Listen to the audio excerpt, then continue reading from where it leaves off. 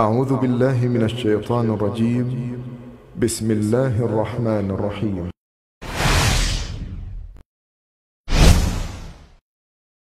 آدم اور حوا علیہم السلام دونوں اللہ کے حکم سے جنت میں تھے۔ اب ابلیس لگا اپنے وسوسے شروع کرنے، اور ہم نے کہہ دیا اے آدم تم اور تمہاری بیوی جنت میں رہو اور جہاں سے چاہو با فراغت کھاؤ۔ جنت بھی کیسی؟ اللہ فرماتے ہیں وہ جنت کہ جس کی چوڑائی ہی آسمانوں اور زمین کے برابر ہے۔ سو اس جنت میں سے جو چاہو سو کھاؤ، کچھ بھی منع نہیں سوائے ایک درخت کے، چنانچہ ارشاد ہوا اور ہم نے کہا اے آدم تم اور تمہاری بیوی جنت میں رہو، پھر جس جگہ سے چاہو با فراغت کھاؤ، اور اس درخت کے پاس مت جاؤ ورنہ ظالموں میں سے ہو جاؤ گے۔ ایک اور جگہ فرمایا اور جب ہم نے فرشتوں سے کہا کہ آدم کو سجدہ کرو تو ابلیس کے سوا سب نے سجدہ کیا، ابلیس نے انکار کیا، تو ہم نے کہا اے آدم یہ تیرا اور تیری بیوی کا دشمن ہے، خیال رکھنا ایسا نہ ہو کہ وہ تم دونوں کو جنت سے نکلوا دے اور تو مصیبت میں پڑ جائے۔ یہاں تو تجھے آرام ہے، نہ تو بھوکا ہے اور نہ ننگا، اور نہ تو یہاں پیاسا ہوتا ہے نہ دھوپ سے تکلیف اٹھاتا ہے۔ گویا اللہ نے سیدنا آدم علیہ السلام کو وسوسے سے پہلے ہی خبردار کر دیا تھا۔ ان آیات سے یہ بھی پتا چلا کہ انسان سے ابلیس کی عداوت اور دشمنی ابتدا ہی سے چلی آ رہی ہے۔ اللہ نے آدم علیہ السلام کو کامل نعمتوں سے نوازا، بھوک نہ پیاس، یہاں تک کہ پیاس کے اسباب سے بھی محفوظ، نہ گرمی اور نہ دھوپ، پھر بے انتہا حسن و جمال، مشقت نہ تکلیف، بدبختی نہ بدقسمتی۔ آدم اور حوا علیہ السلام کے دلوں میں وسوسہ ڈالنے کے بارے میں بھی قرآن نے روشنی ڈالی ہے۔ پھر شیطان نے ان دونوں کے دلوں میں وسوسہ ڈالا۔ یہ وسوسہ اس نے ان دونوں کو طمع دلانے کی صورت میں پورا کیا، اور یہ طمع دلائی کہ اس درخت کو کھانے سے ہمیشگی اور بقا ملتی ہے اور کبھی نہ ختم ہونے والی بادشاہت حاصل ہوتی ہے، اور اس وسوسے کا مقصد یہ تھا تاکہ ان کا پردہ بدن جو ایک دوسرے سے پوشیدہ تھا دونوں کے روبرو بے پردہ کر دے۔ ان کی شرمگاہوں کو ننگا کرنے کے لیے اس نے ایسا کیا۔ وہ دونوں کپڑے میں ملبوس تھے، ستر ڈھانپ رکھا تھا۔ جب انہوں نے اس درخت سے کھایا تو لباس نیچے گر گیا، دونوں برہنہ ہو گئے۔ یہی شیطان چاہتا تھا کہ انہیں برہنہ کر دے، اللہ کی نافرمانی پر اکسائے۔ ارشاد ہوتا ہے شیطان نے انہیں وسوسہ ڈالا، کہنے لگا اے آدم کیا میں تجھے دائمی زندگی کا درخت اور وہ بادشاہت نہ بتلا دوں جو کبھی پرانی نہ ہو؟ جب تم اس درخت سے کھاؤ گے تو ہمیشہ زندہ رہنے والے بن جاؤ گے اور زبردست بادشاہت حاصل کر لو گے۔ اس نے یہ تمنا بھی دلائی۔ تمہارے رب نے تم دونوں کو اس درخت سے اس لیے منع کیا ہے کہ تم دونوں فرشتے نہ بن جاؤ یا ہمیشہ زندہ رہنے والے نہ بن جاؤ۔ یعنی تم اس درخت سے کھا لو گے تو فرشتے بن جاؤ گے اور ہمیشہ قائم دائم رہو گے۔ پھر وہ وسوسہ ڈالتے ہوئے جھوٹی قسمیں کھانے لگا، جیسا کہ ارشاد ہوتا ہے اور ان دونوں کے روبرو قسمیں کھانے لگا کہ یقین آ جائے میں آپ کا خیر خواہ ہوں۔ اللہ کی قسم کھانے لگا، اور اس وقت سے جھوٹی قسموں کی ابتدا ہوئی۔ اس نے ان دونوں کو فریب دے کر بہکا لیا، جیسا کہ فرمایا فَدَلَّاهُمَا بِغُرُورٍ، یعنی دھوکے سے انہیں پھسلایا، حالانکہ انہیں کسی چیز کی کمی نہیں تھی۔ بھلا وہاں کیا محتاجی ہو سکتی تھی؟ جنت میں سکون سے زندگی بسر کر رہے تھے، جنت سے بڑھ کر کیا چاہیے؟ ہمیشہ کے لیے جنت مل چکی تھی۔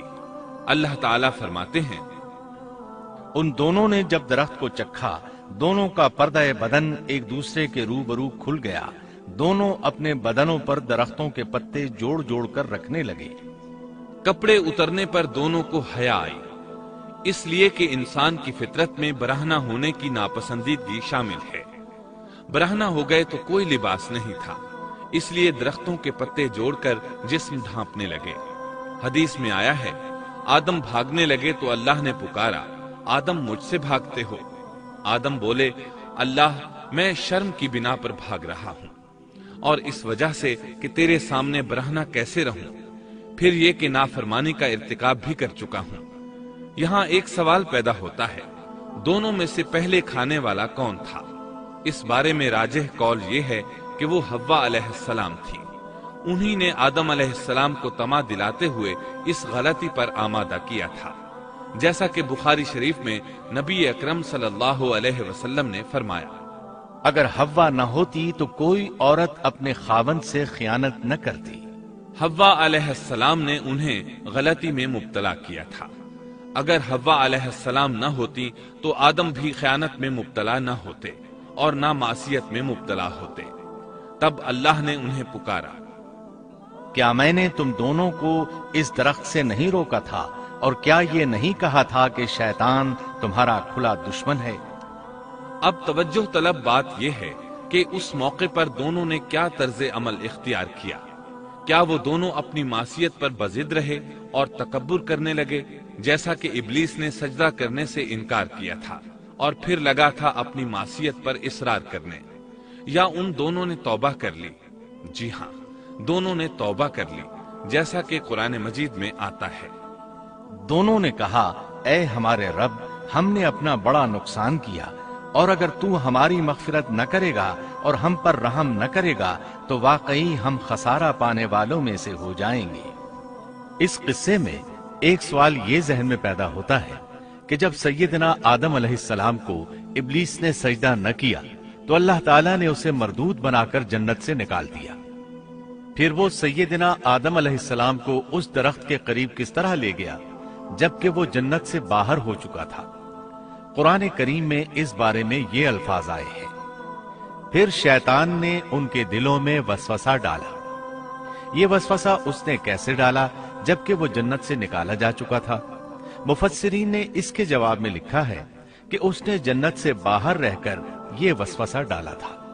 جیسے آج کل تار اور بغیر تار کے آواز کو دور دراز علاقوں تک پہنچایا جا سکتا ہے، ایسے ہی شیطان نے اپنی طاقت سے یہ وسوسہ ان کے دلوں تک پہنچایا۔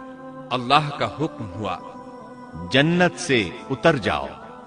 مزید فرمایا، تم آپس میں ایک دوسرے کے دشمن ہوگے اور تمہارے واسطے زمین میں رہنے کی جگہ ہے اور ایک وقت تک نفع حاصل کرنا ہے۔ اللہ نے مزید فرمایا تم وہیں زندگی بسر کرو گے اور وہیں مرو گے اور وہیں سے دوبارہ نکالے جاؤ گے۔ قرآن مجید کے دیگر مقامات میں بھی اس قصے کی تفصیل موجود ہے۔ مثلاً فرمایا، اور اس سے قبل ہم نے آدم سے ایک عہد لیا تھا مگر وہ بھول گئے اور ہم نے ان میں کوئی عزم نہیں پایا۔ اللہ تعالیٰ فرماتے ہیں، اور جب ہم نے فرشتوں سے کہا آدم کو سجدہ کرو تو ابلیس کے سوا سب نے سجدہ کیا، اس نے صاف انکار کر دیا، تو ہم نے کہا، اے آدم، یہ تیرا اور تیری بیوی کا دشمن ہے، خیال رکھنا ایسا نہ ہو وہ تم دونوں کو جنت سے نکلوا دے اور تو مصیبت میں پڑ جائے۔ یہاں تو تجھے یہ آرام ہے کہ نہ تو بھوکا ہوتا ہے اور نہ ننگا، اور نہ تو یہاں پیاسا ہوتا ہے اور نہ دھوپ سے تکلیف اٹھاتا ہے۔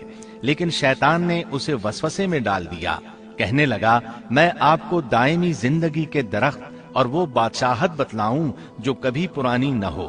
چنانچہ ان دونوں نے اس درخت سے کھایا، پس ان کے ستر کھل گئے اور وہ بہشت کے پتے اپنے اوپر چپکانے لگے۔ آدم نے اپنے رب کی نافرمانی کی، پس بہک گیا۔ پھر اس کے رب نے نوازا، اس کی طرف توجہ فرمائی اور اس کی رہنمائی کی۔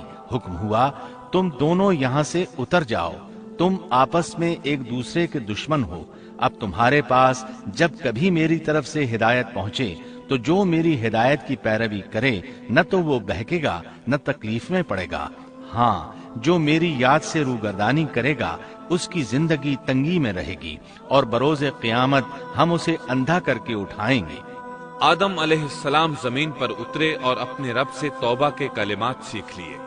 وہ کلمات یہ ہیں، ربنا ظلمنا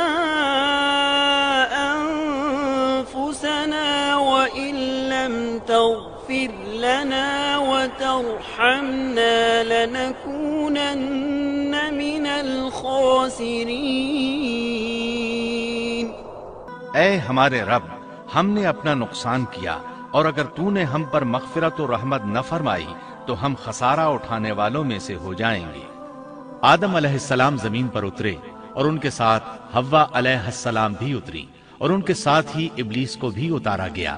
یہ کس جگہ پر اترے اس بارے میں اختلاف پایا جاتا ہے، لیکن ابن عباس رضی اللہ عنہ کی بات راجح محسوس ہوتی ہے کہ آدم علیہ السلام کو ہند میں اور حوا علیہ السلام کو جدے میں اتارا گیا۔ جب آدم علیہ السلام اتر آئے تو حوا علیہ السلام کی تلاش شروع کر دی، زمین میں ان کی تلاش میں سرگرداں ہوئے۔ آخر کار میدان عرفات میں دونوں کی ملاقات ہو گئی۔ چونکہ میدان عرفات میں دونوں نے ایک دوسرے کی معرفت حاصل کی تھی اور ان کا آپس میں تعارف ہوا تھا، لہٰذا اسی مناسبت سے اس میدان کا نام عرفات مشہور ہو گیا۔